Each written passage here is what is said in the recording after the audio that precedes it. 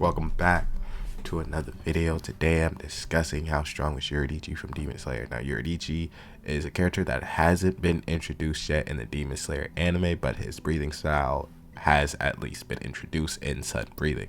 Now we also get a glimpse of what Yorichii could have been through that little Yorichii demon doll that was being possessed or was part of that castle that fought Inosuke, Zenitsu, and Luffy for a quick little second and was still a threat to them, even though they were quickly able to demolish that Yorichii puppet.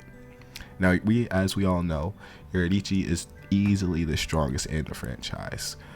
To Muzan, the strongest. To Demon King Tanjiro, he's the strongest. He has the most speed and has the most physical feats within the franchise. And he is the only one that we know of that could have the Demon Slayer mark and not have their lifespan shortened by the Demon Slayer mark. Because the Demon Slayer's mark, as we know, I'm going to make a short about this because it can't be a video. My fault. The Demon Slayer mark shortens your time span. That until you're 25. You live up to 25 years old if you were able to get that Demon Slayer mark. Now, Yorichii was able to live way past that into his long ages and was still an incredible swordsman and has incredible strength even into his old age. Even Kokushibo, who runs across Yorichii at his old age, says that if Yorichii was still able to move one more time after their initial encounter of him in old age, he would have surely killed Kokushibo.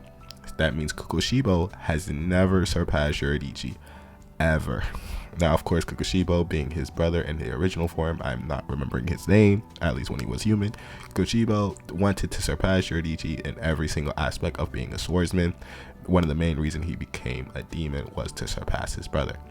Now, Yorichii, of course, is not surpassable. He's not attainable. Even as a kid, he was able to knock out a grown man. He had the capabilities to, and I think he did knock out a grown man. You can fact check me on that if not. Well, also he is the original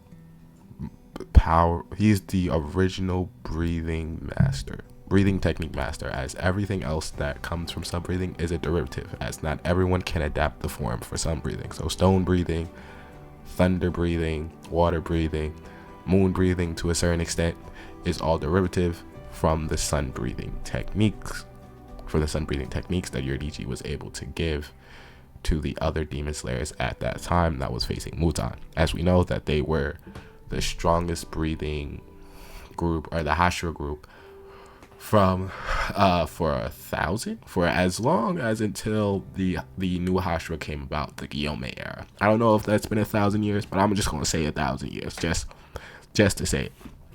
Yorichii, outside of the Hashira themselves, was the only one to give Muzan a real run for his money, or at least almost even kill Muzan himself, just because he can. Now, of course, Yorichii did see this as a defeat, as he was not fully able to decapitate Muzan, but he was forced Muzan into hiding, as we know, Yorichii never got a chance to face Muzan again.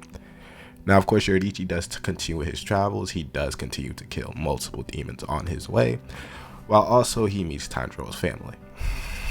Now he was able to stay with Tanjiro's family a little bit and pass on some of the sun breathing techniques or sun breathing rituals that they are allowed to perform. That's as we know, Tanjiro was able to do some of these movements because his father was able to practice them. Allowing Tanjiro to see them, to nurture them, and to practice them as well, so to able to perform some level of sun breathing.